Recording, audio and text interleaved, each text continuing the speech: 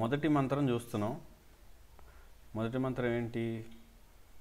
ఈశావస్యమిదం సర్వం అని. మొత్తానికి ఈ ఈశోపనిషత్తు మొత్తం ఏదైతే గ్రంథం ఉందో, చిన్న ఉపనిషత్తు మొత్తానికి మూల మంత్రం ఇది. అంటే అంతా కూడా భగవంతుడికే చెందినది అని. అంతా అంటే ఏది? చివరికి మన ఆత్మ కూడా భగవంతుడిదే.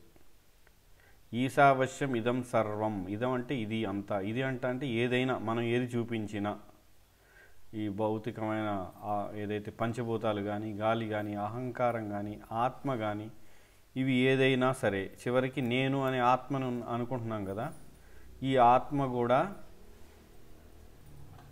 భగవంతుడికే చెందింది, ఈశ్వరుడికి చెందింది. ఈశావస్యం ఇదం సర్వం, అన్నీ ఆయన అధీనంలో ఉన్నవే అని చెప్తుంది ఈ మొదటి మంత్రం. అందులో భాష్యం కొంత చదివాం, మిగిలిన భాష్యం చదువుదాం. కుక్కలలాగా పిల్లులలాగా పోరాడుకోవడం మానవుల పద్ధతి కాదు. మీకు గుర్తున్నట్లయితే మనం సామ్యవాదులని, పెట్టుబడిదారులని, ఈ విధంగా వాళ్ళందరి గురించి వాళ్ళు పోట్లాడుతూ ఉంటారు. ముఖ్యంగా కలియుగంలో ఏంటంటే అందరికీ సమానంగా పంచాలని, లేదా ఎవరు ఎక్కువ శ్రమ చేస్తే వాళ్ళకే ధనం అని, ఇంకొకళ్ళు ఇంకో కొత్త విధానం, ఈ విధంగా పోట్లాడుకుంటూ ఉంటారనమాట. మానవ సంఘంలోనే ఇలా జరుగుతూ ఉంది, మనం చూస్తూనే ఉన్నాం. ఆ పోట్లాట బాగా ఉధృతం చేయడానికి ప్రజాస్వామ్యం అనేది, కుక్కల్లాగా కొట్టుకోవడానికి ప్రజాస్వామ్యం అనేది పెట్టారు. ఈ పోట్లాట బాగా ఎక్కువ జరగడానికి ప్రజాస్వామ్యం అంటే ప్రజల చేత ఎన్నుకోబడే నాయకుడు. ఎందుకని? ప్రజలకే బుద్ధి లేనప్పుడు బుద్ధి లేని వాళ్ళు ఎన్నుకునే నాయకుడు ఎలా ఉంటాడో ఇక చెప్పనవసరం లేదు. వాడు ఇక బుద్ధి లేనివాడే అయి ఉంటాడు. కాబట్టి కుక్కల్లాగా పిల్లుల్లాగా పోరాడుకోవడం మానవుల పద్ధతి కాదు అని చెప్తున్నారు ఇక్కడ ప్రభుపాద. ఎందుకని? ఇదంతా నాది నాది. మనం గమనించినట్లయితే ఈశావస్యం ఇదం సర్వం అని మనం చూసినట్లయితే అంతా కూడా భగవంతుడిదే కదా. కానీ పోట్లాట ఎందుకు? కుక్కలు ఎందుకు కొట్టుకుంటాయి? నా ఏరియా ఇది, నా ప్రదేశం, నాకు చెందిన ఆడకుక్క ఇది, నువ్వెవరు రావడానికని ఇంకొక మా కుక్క మీదకి పోరాటం. లేదంటే ఇది నా ప్రదేశం అని ఇక్కడున్న 10 కుక్కలు బయట నుంచి వచ్చిన కుక్కని, ఇది నా ప్రదేశం కాబట్టి మా ఏరియాకి నువ్వెందుకు వస్తున్నావు అని. అదేవిధంగా మానవ సంఘంలో కూడా అలాగే ఉంది. అమెరికా వెళ్తే ఏదైనా రష్యా వాడో లేదా పాకిస్తాన్ వాడో, ఎవరు నువ్వు రావడానికి, నీకు కాగితం కావాలి, మేము అనుమతిస్తే రావాలి. ఈ విధంగా ఇదంతా భగవంతుడిదే, కానీ ఇది నాది అని అమెరికా వాడు, భారతీయులు కొంతమంది ఇది భారతదేశం అంతా మాది అని, పాకిస్తాన్, ఈ విధంగా ఒకళ్ళొకళ్ళు పిల్లులు కుక్కల్లాగా పోట్లాడుకుంటూ ఉన్నారు. వారు మానవ జీవిత పరమార్థాన్ని, ప్రాముఖ్యాన్ని గుర్తించడానికి తగినంత తెలివిని కలిగి ఉండాలి. ఇది మనుషులు కుక్కల్లాగా పిల్లులాగా పోట్లాడుకోకూడదు, తెలివిని కలిగి ఉండాలి. ఎందుకు? మానవ జీవితం అనేది ఇలా పోట్లాడుకోవడానికో లేదా ఆహార నిద్ర భయమైదునానికో అలా చేసి సుఖించడానికి, ఇంద్రియ భోగం కోసమో లేదు. దేనికోసం ఉంది మరి మానవ జీవితం? ఆత్మ సాక్షాత్కారం కోసం ఉంది, కృష్ణ చైతన్యం సాధన కోసం ఉంది. ఇదే ప్రధానం, ఇంకేమీ కాదు. ఎందుకని? అదే పిల్లి జీవితం కూడా ఉంది. పిల్లి జీవితం అది 4-5 ఏళ్ళు బ్రతకొచ్చు, కానీ ఆ 4-5 ఏళ్ళు మన యొక్క 100 సంవత్సరాలతో సమానం దానికి. ఆ 4-5 ఏళ్ళలో మనం ఏమైతే 100 సంవత్సరాల్లో మనం చేస్తాం అది ఆ సమయంలో చేస్తుంది. అదే దోమ 4 రోజులే బ్రతుకుతుంది, కానీ ఆ 4 రోజుల్లో మనం 100 ఏళ్ళలో చేసేది అది 4 రోజుల్లో చేసేస్తుంది. కానీ మనకి మరి మనిషిగా ఎందుకు 100 ఏళ్ళు ఇవన్నీ ఎందుకు ఇచ్చారు? కాలం, ఇదంతా సదుపాయాలు ఆత్మ సాక్షాత్కారం కోసం, భగవంతుని తెలుసుకొని భగవద్ధామం మరియు కృష్ణ ప్రేమని పొందడం కోసం మనకు అవకాశం అన్నమాట. ఇది వైదిక గ్రంథాలు కుక్కల కోసం, పిల్లుల కోసం కాక మానవ జాతి కోసమే రచింపబడ్డాయి. వైదిక గ్రంథాలు ఎందుకున్నాయి? మానవుల కోసం. కానీ మనం ఏం చేస్తున్నాం? మనం చీరలు కొనుక్కుంటాం, నగలు కొనుక్కుంటాం, ధనాన్ని లేదా మంచి మంచి మేడలు కట్టుకుంటాం, లేదా మన యొక్క ఇంద్రియ భోగానికి లక్షల కోట్లు ఖర్చు పెడతాం. కానీ ఎందుకంటే మేము గమనిస్తూ ఉంటాం, పుస్తక వితరణకి వెళ్ళినప్పుడు కూడా చాలామంది బ్రహ్మచారులకు వెళ్తుంటాం కదా, వెళ్ళినప్పుడు ఇంత డబ్బా, ఇంత ఖర్చా, ఇప్పుడే అవసరం లేదు, ఎందుకంటే మేము ఇప్పుడు చదవము,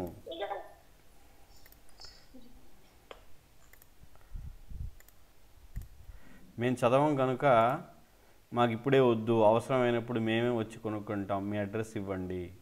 ఇదంతా కూడా ఎత్తుగడ. అడ్రస్ ఇచ్చినా మళ్ళీ కనపడ్డవాడు. లేదా ఇదంతా కూడా ఎందుకని అంటే డబ్బు పట్ల వ్యామోహం, ఇంద్రియ భోగం పట్ల వ్యామోహంతో కనీసం 100, 200, 300 లేదంటే భాగవతం, చైతన్య చరితామృతం కొన్ని వేలు అవుతాయి. కానీ వాళ్ళు లక్షల కోట్లు వాళ్ళ యొక్క ఇంద్రియ భోగానికి ఖర్చు పెడతారు. కానీ కొన్ని వేలు ఖర్చు పెట్టడానికి పుస్తకాల కోసం చాలా బాధపడుతుంటారు, ఎన్నో ఆలోచిస్తుంటారు, ఎన్నో సాకులు చెప్తుంటారు.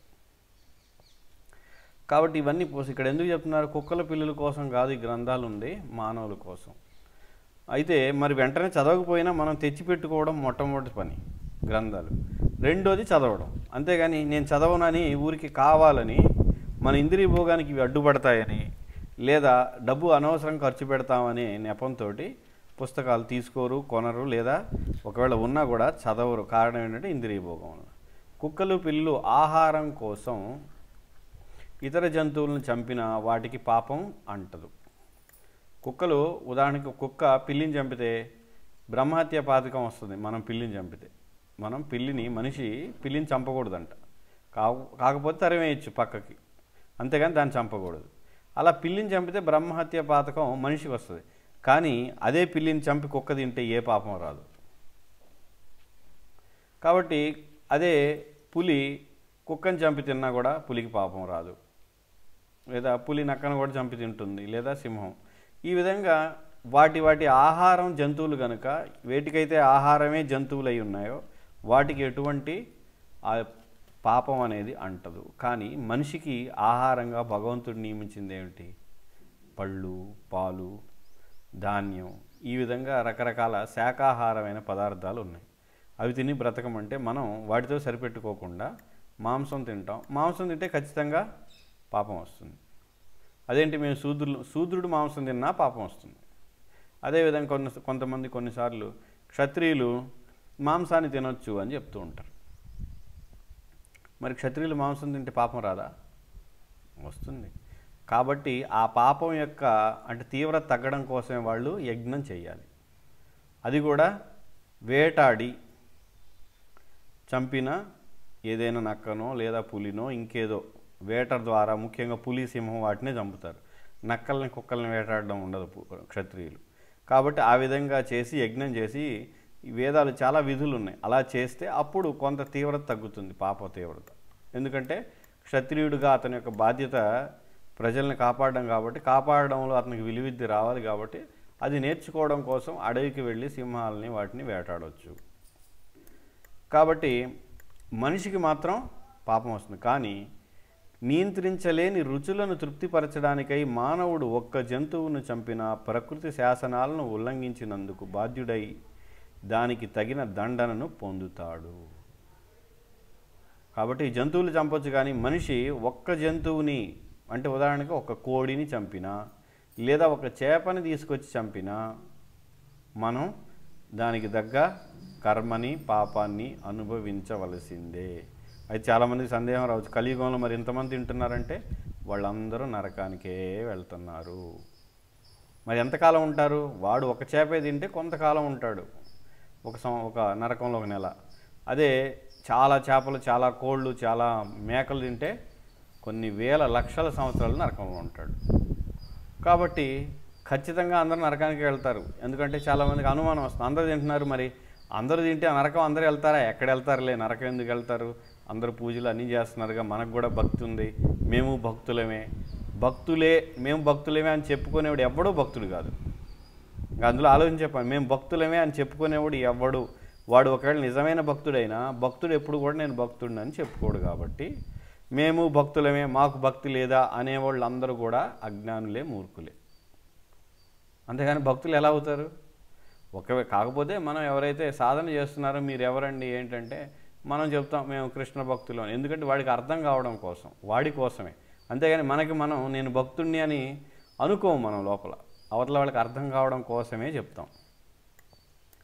కాబట్టి మనం బాధ్యులమై ఉంటాం ఏ జీవిని చంపినా. కారణం ఏంటంటే మనం ఏ జీవిని సృష్టించలేదు. మనం దేన్నైనా సృష్టిస్తే దానిపై పూర్తి అధికారం మనకే ఉంటుంది. అందుకే మనిషి సృష్టిస్తున్న కారుపై మనకే అధికారం ఉంది. సృష్టిస్తున్నాం, కానీ పదార్థాలన్నీ భౌతిక ప్రపంచంలో తీసుకున్నా కూడా కారుని మనమే సృష్టించినాం కాబట్టి దాన్ని నాశనం చేసిన పాపం ఏమి రాదు మనకి. కారుని తయారు చేసాం, నాశనం చేసాం, అంటే కారు చచ్చిపోయింది, ఆ కారుని చంపేసిన పాపం మనకి అలాంటిదేం ఉండదు, ఎందుకంటే దానికి జీవం ఏం లేదు కాబట్టి. కానీ ఇక్కడ దేహదారులైన వాళ్ళు ఎవరైతే ఉన్నారో, ఆత్మ దేహదారులైన వాళ్ళు ఆ దేహాన్ని తీసుకున్నప్పుడు ఆ దేహాన్ని చంపే అధికారం మనకి లేదు. ఎందుకని? ఆ ఆత్మకి దేహాన్ని మనం ఇవ్వడం లేదు కనుక. మానవ జీవిత ప్రమాణాలను జంతువుల విషయంలో సమన్వయించకూడదు. కాబట్టి మన జీవిత ప్రమాణాలు ఏవైతే ఉన్నాయో అవే జంతువులకు కూడా సమానమని అనుకోకూడదు. మనం ఏది చేసినా దానికి పాపం, పుణ్యం లేదా ఈ రెండిటికి అతీతమైన ముక్తి మార్గం సంబంధించిన ఫలితాలు వస్తాయి. కానీ జంతువు ఏది చేసినా దాని యొక్క ప్రవృత్తిని బట్టి చేస్తుంది కాబట్టి పాపం, పుణ్యం రెండూ కూడా ఉండవు. ఈ రెండు ఉండవు సరిగదా. అవి ఎప్పుడైనా భగవంతుడికి సేవ అనుకోకుండా చేస్తే సుకృతి వస్తుంది. మళ్ళీ పాపం, పుణ్యం లేకపోగా అవి ఉద్ధరించబడడానికి అజ్ఞాత సుకృతి వాటికి వస్తుంది. అజ్ఞాత సుకృతి మనకు కూడా వస్తుంది. ఎందుకని? భగవంతుడికి తెలిసి తెలియక చేసిన, ముఖ్యంగా తెలియక చేసేది భగవంతుడి కోసం లేదా భక్తుల గురించి, భగవంతుడికి లేదా భక్తులకి చేసే సేవ వలన తెలియక మనకి తెలియకుండా చేసే దానివలన అజ్ఞాత సుకృతి వస్తుంది. అది జంతువులకు కూడా వస్తుంది. మానవ జీవిత ప్రమాణాలను పెద్ద పులి అన్నం కానీ గోధుమలను కానీ తినదు, ఆవు పాలను కూడా త్రాగదు. పులి గోధుమలు తింటుందా, అన్నం తింటుందా, ఆవు పాలు తాగుతుందా, లేదా రసగుల్లా, గులాబ్ జాములు, మైసూరు పాకం తింటుందా? ఇవన్నీ మనం తయారు చేసి దాన్ని ఎదుట పెట్టినా కూడా అసలు వాసన కూడా చూడదు. అది వాసన చూసేది కేవలం రక్తాన్ని, జంతువుల మాంసాన్ని. ఇదే అవి తినేది. గడ్డి చివరికి ఏంటంటే అది గడ్డి కూడా తినదు, చావనైనది వస్తుంది. అంతే కదా, పులి చచ్చిపోతుంది కూడా ఆహారం లేకపోతే. గడ్డి తిని మాత్రం బతకదు. ఎందుకంటే జంతు మాంస రూపంలో దానికి ఆహారం ఇవ్వబడింది. ఎందుకని? పులికి కానీ చిరుతపులి ఇట్లా కొన్ని జంతువులు ఉన్నాయి అడవిలో, మృగాల జాతి. ఆ జాతి అంతా కూడా వేరే జంతువుని చంపాలి. లోకంలో శాకాహారం తినేవి, మాంసాహారం తినేవి అయిన అనేక పక్షులు, జంతువులు ఉన్నాయి. పక్షులు కూడా మాంసాహారం, పురుగుల్ని తింటాయి, లేదా కొన్ని పక్షులు చేపల్ని, నీళ్ళలో ఉన్న చేపల్ని పట్టేసుకొని తింటుంటాయి. ఈ విధంగా పక్షులు మరి జంతువులు ఉన్నాయి మాంసాన్ని తినేవి. కానీ అవి దైవ సంకల్పం చేత సృష్టింపబడినవి కావడం చేత ప్రకృతి శాసనాలను ఉల్లంఘించవు. కాబట్టి అవి వాటికి భగవంతుడు ఇచ్చిన ఏర్పాటు కనుక అది ప్రకృతి శాసనం ప్రకారం గడ్డి తినదు అది ఎప్పటికీ కూడా, లేదా శాకాహారం తినదు. మనం మంచి మంచి పదార్థాలు చేసి పెట్టిన ఈ జంతువులకి, ఏవైతే మాంసాహార జంతువులకి, అవి ముట్టుకొని కూడా ముట్టుకోవు. కానీ మనం శాకాహారం మనకి నియమించబడితే మనం ఇది తింటాం, మాంసం తింటాం, ఇంకేదైనా కొత్త రకాల జంతువులను కూడా ఎక్కడ దొరుకుతాయా అని వాటిని చంపుకొని కూడా తింటాం. జంతువులు, పక్షులు, సర్పాలు ఇంకా ఇతర అధమ జీవజాతులు కూడా ప్రకృతి శాసనాలను తప్పక పాటిస్తాయి. అందుచేత వాటి విషయంలో పాపం అనే ప్రశ్నే లేదు. కాబట్టి వాటికి పాపం అనే ప్రశ్న లేనే లేదు. వేదముల ఉపదేశాలు వాటి కొరకు ఉపదేశించబడినవి కావు. కాబట్టి వేదాలు జంతువుల కోసం లేవు.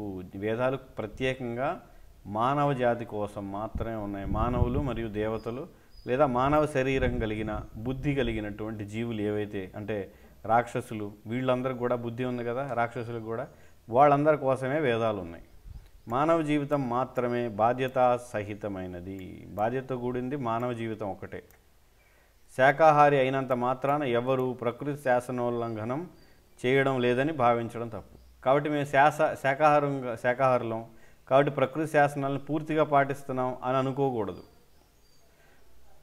కాయకూరలకు కూడా జీవితం ఉంటుంది. ఎందుకని అలా అనుకోకూడదు? శాకాహారులం కాబట్టి ప్రకృతి శాసనాలను ఉల్లంఘించట్లేదని. కాయగూరలు ఏవైతే ఉన్నాయో, కాయలకి, కూరలకి, వాటికి కూడా జీవం ఉంటుంది. అంటే ఉదాహరణకి మామిడి చెట్టును కూడా మనం కొట్టేస్తాం, ఇవన్నీ అది కూడా జీవే. అదే తోటకూర, అది ఒక జీవే. చిక్కుడు చెట్టు, అది జీవే. ఇవన్నీ కూడా జీవులే. కాబట్టి వాటికి కూడా జీవం ఉంటుంది. ఒక జీవి మరొక జీవి ఆహారం అయి ఉండడం ప్రకృతి శాసనం. ప్రకృతి శాసనం ఏంటి? ప్రకృతి నియమం అంటే ఒక జీవి ఇంకొక జీవిని తినే బ్రతకాలి. అది ప్రకృతి నియమం, ఏ జీవి అయినా సరే. మరి మనం ఏ జీవులు తింటున్నాం? మనకి భగవంతుడు ఇచ్చిన జీవులు ఆకుకూరలు, కాయగూరలు, పండ్లు, పాలు. పాలు ఎక్కడి నుంచి వస్తాయి? అది ఇంకొక జీవియే కదా. ఆవు ఒక జీవే. ఇంకో జీవి మీద ఆధారపడే బ్రతకాలి మనం. కాబట్టి ఆవు మీద ఆధారపడి, ఎద్దు వ్యవసాయం ద్వారా, అదేవిధంగా తోటకూర, ఆకుకూరని ఆ చెట్టు నుంచి కోసుకోవడం, చిక్కుడుకాయలు, ఇంకేవైనా దుంపలు కానీ ఇవన్నీ జీవుల ద్వారా వచ్చాయి. మరి పులి ఇంకొక జీవిని చంపుకుంది. కాబట్టి జీవులందరూ కూడా మరొక జీవిపై ఆధారపడి బ్రతికే వాళ్ళే. ఉదాహరణకి పెరుగు అంటే ఏమిటి? అనేకమైన బ్యాక్టీరియా, అది క్రిములు చనిపోతూ ఉంటాయి అందులో పాలలో తోడేసినప్పుడు, అవి మనం తింటాం పెరుగుగా, అది కూడా క్రిములే. కాబట్టి మనం పూర్తిగా శాకాహారులు అని ప్రకృతి శాసనాలను ఉల్లంఘించి, అంటే మనం ఎవరిని చంపట్లేదని అనుకోవడానికి లేదు, ఖచ్చితంగా చంపుతాం. కానీ మనకు కొన్ని నియమించబడ్డాయి, అంతవరకే మనం తీసుకోవాలంటే ఆకుకూరలు, కాయగూరలు వీటినే మనం తినాలి.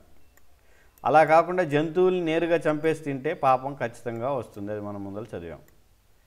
కానీ మానవులు పరమపురుషుడిని గుర్తించగలిగేలా ఉండాలి.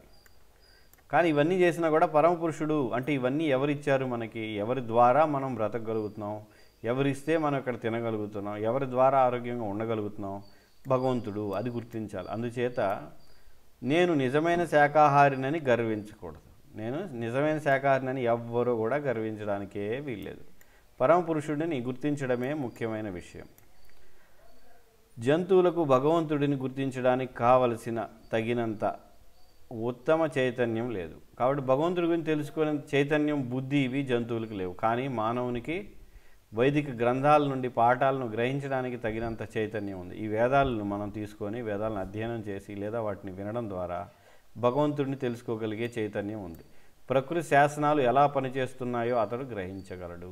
ప్రకృతి యొక్క నియమాలు అంటే ఒకళ్ళపై ఆధారపడి ఒకళ్ళు బతకడం, ఇవన్నీ కూడా అతను అర్థం చేసుకోగలడు. ఇంకా వేదాల్లో అనేకమైన విషయాలు అర్థం చేసుకోగలడు.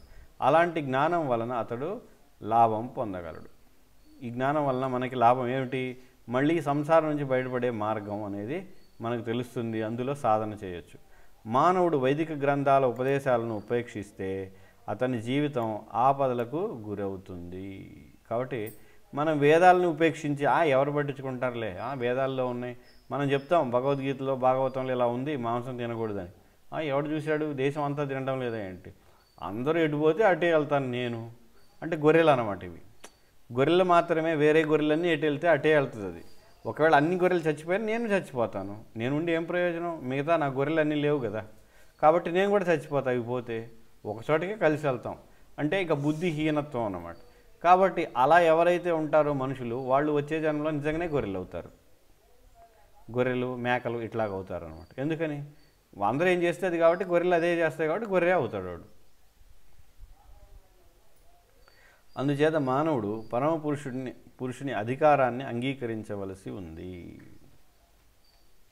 కాబట్టి ఎవరైతే వేదాలను అంగీకరించకుండా ఉంటారో వాళ్ళు ఆపద. ఏంటి ఆపద? అన్నిటికంటే పెద్ద ఆపద. అన్నిటికంటే పెద్ద ఆపద ఏంటంటే మనకి మానవ దేహం రాకపోవడమే పెద్ద ఆపద. మనిషి శరీరం వస్తేనే భగవంతుడు తెలుసుకుంటాం, అలా రాకపోతే జంతువులాగా అలా ఉండిపోతాం. ఇంకెలా తెలుస్తుంది? అది ఆపద కదా. ఇంక మళ్ళీ ఎన్ని జన్మలు, లక్షల కోట్ల జన్మలు పడుతుంది మళ్ళీ మానవ జన్మకు రావడానికి. ఒకవేళ వచ్చినా మనం ఇప్పుడే చెప్పుకున్నాం కదా, ఏంటి? ఇంద్రియ భోగంలో ఉండి కనీసం వేదాలు చదవడానికి కానీ వినడానికి కానీ లేదా పుస్తకాలు కొనడానికి ఏది శ్రద్ధ లేకుండా ఊరికే ఇంద్రియ భోగంలో జంతువుల్లాగా ఉంటాము.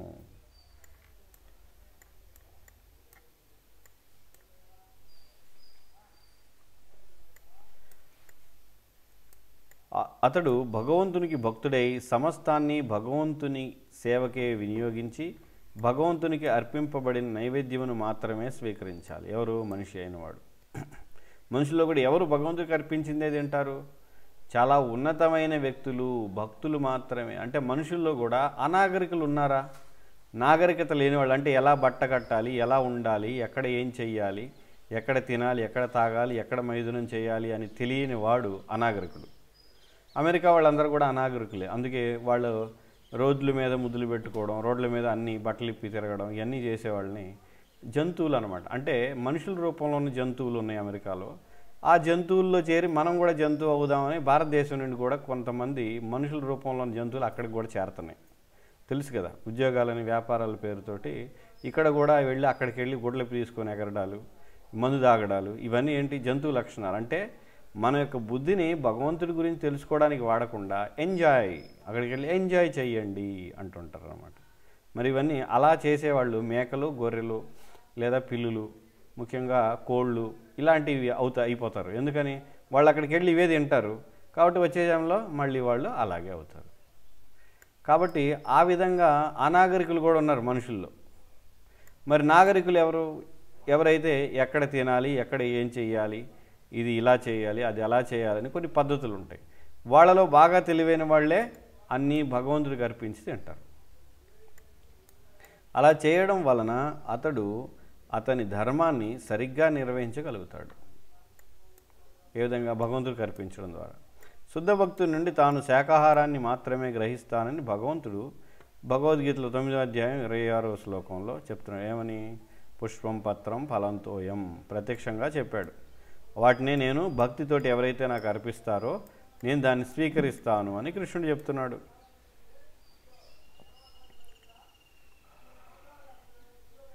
అందుచేత మానవుడు శుద్ధ శాకాహారి అవడమే కాక భగవద్భక్తుడు కూడా అయి తన ఆహారాన్ని అంతటినీ భగవంతునికి అర్పించాలి. ఇది చాలా ముఖ్యం. భక్తిలో పురోగమించాలంటే చాలామంది ఏంటంటే జపం చేస్తూ ఉన్నారు, లేదా 4 నియమాలు పాటిస్తూ ఉన్నారు. దానివలన భక్తిలో కొంత స్థాయిలో ఉంటాం అందరం, 4 నియమాలు జపం వీటి వలన. కానీ ప్రసాదం కూడా చాలా ముఖ్యమైనది. అన్నిటి భగవంతుడికి అర్పించి తిన్న ప్రసాదం ద్వారా ఇంకా పురోగతి ఎక్కువగా ఉంటుంది. కాబట్టి అది కూడా మొదలు పెట్టాలి. ప్రసాదాన్ని అనగా భగవత్ కృపని, ప్రసాదం అంటేనే కృష్ణుడి యొక్క కృపని స్వీకరించాలి. అందుకే ప్రసాదాన్ని తినడం అనం మనం. ఎందుకని? ప్రసాదాన్ని తీసుకున్నారా, ప్రసాదం తీసుకున్నాం అంటే గౌరవం అన్నమాట, తీసుకోవడం అంటాం దాన్ని. ఈ విధంగా ప్రవర్తించే భక్తుడు మానవ జీవిత ధర్మాన్ని తగిన విధంగా నిర్వహింపగలుగుతాడు. ఎవరు? అన్నీ కూడా భగవంతుడివే, అన్నీ ఆయన సేవకే ఉన్నాయని నిజంగా తెలుసుకొని ఆయన సేవలో వినియోగించేవాడు. మరియు తనది కాని దాన్ని ముట్టుకోడు వాడు. ఈశావశ్యం అంటే అన్నీ భగవంతుడివే, కానీ ఎవరికి ఏది కేటాయించబడిందో భగవంతుడి ద్వారా దాన్ని మాత్రమే స్వీకరించాలి.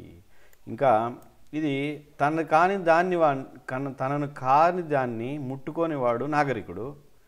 కానీ భక్తుడు అలా కాదు, తనకు ఉన్నదాన్ని కూడా భగవంతుడికి అర్పించేస్తాడు. చివరికి తనకు లేకపోయినా పర్లేదు అనుకునేవాడు భక్తుడు. నాగరికుడు ఏం చేస్తాడు? తనకి కేటాయించింది తను తీసుకుంటాడు. భక్తుడు ఏం చేస్తాడు? అన్నీ భగవంతుడికి అర్పిస్తాడు, తనది కూడా అర్పించేస్తాడు.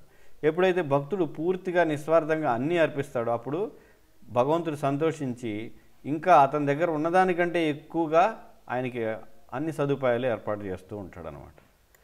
తమ ఆహారాన్ని భగవంతునికి అర్పించని వారు నిజంగా పాపాన్ని భుజిస్తూ ఆ పాప ఫలితాలైన సర్వ దుఃఖాలకు గురవుతారు. 3వ అధ్యాయం 13వ శ్లోకంలో చెప్పారు. ఏమని? యజ్ఞశిష్టాశిన సంతో ముచ్యంతే సర్వకిల్బిషై ఏ పచంతి ఆత్మకారణాత్. అంటే ఎవరైతే పచంతి ఆత్మ, వాళ్ళ ఆనందం కోసం ఎవరైతే ఆనందం కోసం వండుకు తింటారో వాళ్ళు ఖచ్చితంగా పాపులు, ముఖ్యంగా దొంగలు అని చెప్పబడుతూ ఉందన్నమాట. వాళ్ళు ఎలాగ దొంగలు? భగవంతుడిని కానీ దేవతలను కానీ ఎవరిని గుర్తించడం లేదు. వాళ్ళ ద్వారా వచ్చిందని గుర్తించకుండా వాళ్ళ ఆనందం కోసం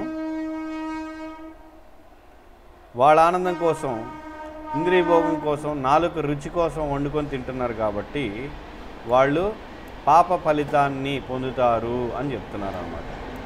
అందుకే కృష్ణ చైతన్యంలో ప్రసాదం కూడా చాలా ముఖ్యమైన అంగం. జపం చేయడం, మంగళారతి, ఏకాదశి వీటితో పాటు ప్రసాదం కూడా చాలా ముఖ్యమైన అంగం అన్నమాట. భగవంతుని అధికారం నిరాకరించి ప్రకృతి శాసనాలను ఉద్దేశపూర్వకంగా ఉల్లంఘించడమే పాపానికి మూలం. కాబట్టి మన యొక్క పాపానికి మూలం ఏమిటి? ప్రకృతి శాసనాలను ఉల్లంఘించడం. అంటే ప్రకృతి శాసనాలు ఎక్కడున్నాయి? భగవంతుడు ఇచ్చేవే ప్రకృతి శాసనాలు. కాబట్టి భగవంతుడి యొక్క నియమాలను ఉల్లంఘించడమే పాపానికి కారణం. ప్రకృతి శాసనాలను కానీ భగవంతుని ఆజ్ఞను కానీ ఉల్లంఘించడం మానవునికి, కాబట్టి ప్రకృతి శాసనాన్ని ఉల్లంఘించడం కానీ భగవంతుని ఆజ్ఞలను ఉల్లంఘించడం కానీ మానవునికి వినాశనాన్ని తెచ్చిపెడుతుందంట. అంటే మానవుడు నాశనం అవుతాడు ఎప్పుడైతే ఇవి ఉల్లంఘించడం ద్వారా. ఏమిటి నాశనం అంటే పెద్ద ఆపద ఇప్పుడే చెప్పుకున్నాం, మనిషి శరీరం లభించదు. ఎప్పుడైతే మనం మనిషి శరీరం లభించదో అప్పుడు నరకంలోనో ఏ జీవజాతుల్లో, జంతువుల్లో, క్రిమికీటకాల్లో ఉంటాం. ఉదాహరణకి మన రోజు కనపడే దోమలు ఏమిటి? ఆ దోమలు కూడా మనలాంటి ఒక ఆత్మే. అది ఆ ఆత్మ మళ్ళీ మనలాగా ఒక దేహం పొందడానికి ఎంత కాలం పడుతుంది? ఎన్ని లక్షల జన్మలు కావాలి? మళ్ళీ మధ్యలో ఎన్నో జీవరాశులు దాటుకొని మనిషి అవ్వాలి. మనమే ఒక దోమ అయితే మన పరిస్థితి ఏంటి? మళ్ళీ పిల్లిలాగా, కుక్కలాగా, ఎన్నో గుర్రంలాగా, గాడిద, అన్ని రకాల జీవజాతులు, క్రిములు, కీటకాలు దాటుకొని కొన్ని కోట్ల సంవత్సరాల తర్వాత మనిషి జన్మ రాగానే భక్తులు అవుతామా? లేదా ఆత్మజ్ఞానం తెలుస్తుందా? లేదు. కాబట్టి ఎవరికైతే మనిషి జన్మ లభించిందో వాళ్ళు ఏం చేయాలి? ఈ జీవితాన్ని చాలా చక్కగా ఉపయోగించుకోవడానికి ప్రయత్నం చేయాలి. వీలైనంత వరకు సమయాన్ని వృధా చేయకుండా ఆత్మజ్ఞానాన్ని పొందడానికి ప్రయత్నం చేయాలి. మానవుడు విచక్షణను కలిగి ప్రకృతి శాసనాలను తెలుసుకుని అనవసరమైన రాగద్వేషాల చేత ప్రభావితుడు కాకుండా ప్రవర్తిస్తే భగవంతుడు అతన్ని గుర్తించడం, అతడు భగవద్ధామమును అంటే శాశ్వతధామమైన భగవంతుని స్వధామమును తిరిగి చేరుకోవడానికి అర్హుడవడం జరుగుతాయి. కాబట్టి మనం ఈ రాగద్వేషాల చేత ప్రభావితం కాకూడదు. అంటే ఏం చేయాలి? భక్తుల సాంగత్యంలో శిక్షణ పొందాలి. భక్తియుక్త సేవలో శిక్షణ పొంది శ్రవణం, కీర్తనం ఇవన్నీ భక్తియుక్త సాధన చేయడం ద్వారానే వీటి నుంచి బయటపడతాము. ఏవి? రాగద్వేషాలు. అంటే రాగం అంటే ఆసక్తి, ద్వేషం అంటే అసహించుకోవడం, ద్వేషించడం. అంటే కొంతమందిని ఇష్టపడడం, కొంతమంది ద్వేషించడం. ఇవి రెండూ ఉన్నాయి మనకి. ఉదాహరణకి మన కుటుంబ సభ్యుల పట్ల రాగం, ఇతరులందరి పట్ల ద్వేషం. కాబట్టి కుటుంబ సభ్యుల పట్ల ఆసక్తి ఉండకూడదు, ఇతరుల పట్ల ద్వేషం కూడా ఉండకూడదు. లేదా మన స్నేహితుల పట్ల రాగం ఉండకూడదు, ఇతరుల పట్ల ద్వేషం. ఇవి ఏది రెండిటికి కూడా అతీతమైనప్పుడే భగవంతుడు అతన్ని గుర్తిస్తాడు. అప్పటి వరకు భగవంతుడు, కృష్ణుడు మనల్ని గుర్తించడు. మనం ఎప్పుడైతే రెండిటికి అతీతం అయ్యి కేవలం భగవంతుడే కావాలి అని, ఆయన సేవ కావాలి అని కోరుకుంటాం, అప్పుడు చూస్తాడు. అప్పటి వరకు మనకి ప్రత్యేకమైన కరుణ లభించదు. కృష్ణుడు ప్రత్యేకమైన కరుణ ఎప్పుడు వస్తుంది? మనం ఎప్పుడైతే ఇంద్రియాలని, రాగద్వేషాలని, వీటన్నిటిని కూడా నిగ్రహించి కృష్ణుడి సేవ చేస్తామో అప్పుడు కృష్ణుడి యొక్క ప్రత్యేకమైన కరుణ వస్తుంది. అప్పటి వరకు చెప్పుకున్నాం కదా, ఇప్పటివరకు నా డబ్బు, నా ఇల్లు, నాది, నా సంపద, నేను గొప్పవాడిని, ఈ వెర్రితనం, మూర్ఖత్వం, ఈ జంతు ప్రవృత్తి, ఇవన్నీ కూడా పిల్లి కుక్కల లక్షణాలు. కాబట్టి మనకి ఈ పిల్లి కుక్కల లక్షణాల నుంచి బయటపడాలంటే మనం సాధన చేయాలి, భక్తులకి, భగవంతుడికి సేవ చేయాలి. అప్పటి వరకు బయటపడే అవకాశం లేదు, కృష్ణ ప్రేమ లభించే అవకాశం కూడా లేదు. హరే కృష్ణ. ఎవరికైనా ఏమైనా, ఇది మొదటి శ్లోకం అయిపోయింది, మొదటి మంత్రం, రెండవ మంత్రం తర్వాత మొదలు పెడదాం. ఎవరికైనా ఏమైనా ప్రశ్నలు ఉంటే అడగచ్చు.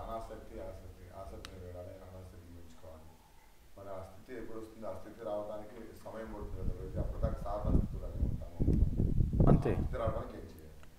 రాగద్వేషాలు ముక్తులు అవ్వడం అంటే శుద్ధ భక్తులు అవ్వడం, లేదా శుద్ధ సత్వ స్థితికి వెళ్ళడం. అది అంత తేలికైన విషయం కాదు. దానికోసం కొన్ని జన్మలు, కొన్ని సంవత్సరాలు అయితే ఖచ్చితంగా పడుతుంది. కొన్ని సంవత్సరాలు ఖచ్చితంగా పడుతుంది. ఒక నెలలోనో ఒక రోజులు ఎవ్వరికీ జరగదు. కొన్ని సంవత్సరాలు అయితే ఖచ్చితం, కానీ కొన్ని జన్మలు కూడా పట్టవచ్చు.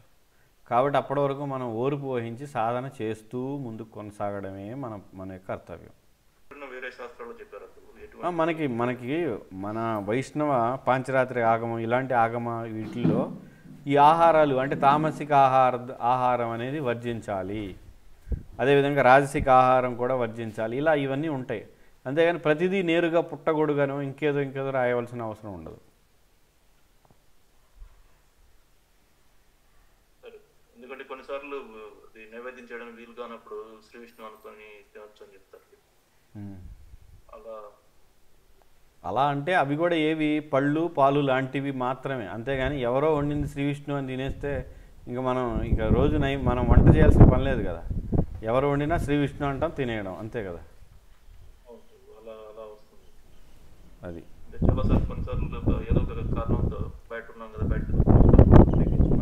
అది అది కూడా ఎవరైతే బ్రహ్మచారులు, సన్యాసులు ప్రచారం మీద నిరంతరం ప్రచారంలో ఉండే వాళ్ళకి, అప్పుడు వాళ్ళకి ఎప్పుడైనా కుదరినప్పుడు ఎవరి ద్వారా సాత్వికంగా ఉండేవాళ్ళు వండినా తినవచ్చు అనేది వాళ్ళ కోసం. అంతేగాని గృహస్థులై ఉండి మనకు అన్ని సదుపాయాలు ఉండి మనం కావాలని డబ్బు సంపాదన కోసం దేశం మీద పడి తిరుగుతూ మనం శ్రీ విష్ణుని తినేయడం కాదు. అది కూడా ఎలాగా ఎప్పుడో ఒకసారి చేసేది వాళ్ళైనా సన్యాసులు, బ్రహ్మ. అంతేగాని రోజు ఎక్కడంటే అక్కడ తినేయడం అని కాదు. ఎందుకంటే ఎవరైతే పాపుల యొక్క చేతి నుండి ఆహారం తింటే వీళ్ళకి కూడా పాపం, దుష్ట మనసు అవ్వడం. అందుకే విషయాల్లో మునిగిపోయిన వాళ్ళ నుంచి తినొద్దు అని చైతన్య మహాప్రభు చెప్తున్నారు కదా, విషయీర అన్న ఖాయిలే దుష్ట హోయిమన్ అని. కాబట్టి అవి జరుగుతాయి.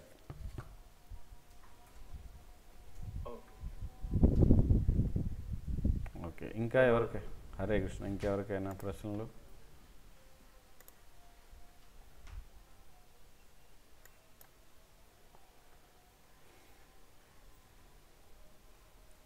ఎందుకంటే మనకి ఇప్పుడు శ్లోకం అయిపోయింది కాబట్టి ఆపేస్తున్నాం. ఓకే, ఇంకెవరికి ఏం లేదు కదా? సరే మరి ముగిద్దాం అయితే. శ్రీ ఈశోపనిషత్ की जय, श्रील प्रभुपाद की जय.